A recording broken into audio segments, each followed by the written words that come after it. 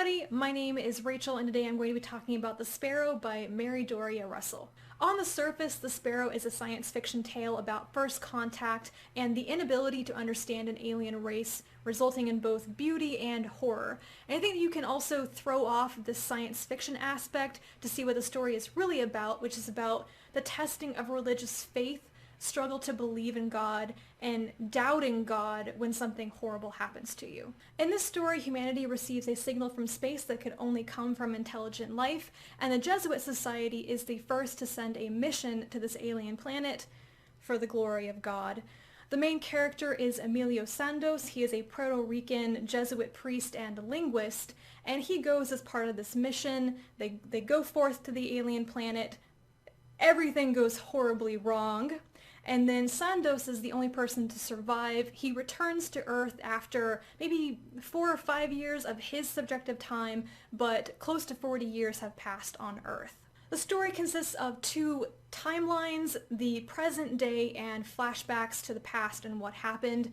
In 2060, Santos has returned to Earth and he is recovering emotionally, mentally, physically, and spiritually from this ordeal that he can barely talk about, but he is being forced to recount it because there are these big misconceptions about what went wrong with the mission that have caused backlash against the Jesuit Society.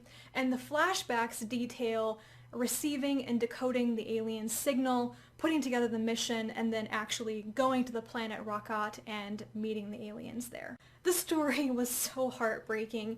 I'm not a religious person, and I'm going to get too personal here, but religious faith has never played a big part in my life, and it's not something that I think about much in my own life, but every moment of the discussions and the conversations about faith and religion in this book, I just ate them up. It was so interesting to read about those things, and I got so emotionally involved in the main character's struggle with his belief in God and crushing disappointment when he cannot or does not want to believe in God, but it's just, oh my goodness. It was gut-wrenching to read this story in so many places, especially near the end. The key to this story that I think just made everything work so well are the characters.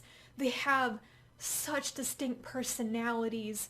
Emilio, Sophia, Jimmy, DW, oh my goodness, DW and his accent, and Anne and George Edwards. They're just these amazing characters with such beautiful personalities, and they really form this strong family unit by like the middle and the end of the story, which is what makes what happens so painful, because it's not just that a scientific mission went wrong, it's that something horrible happened to this family, these people who didn't have anybody else, who came together, who formed a family against all the odds in such a strange circumstance, and then have it all taken away from them. By the end of this book, there were some passages, some of the flashbacks to the last events that happened on the alien planet that were really hard for me to read. Like, I persevered. I was really loving the story, but there are just some things that were hard to read,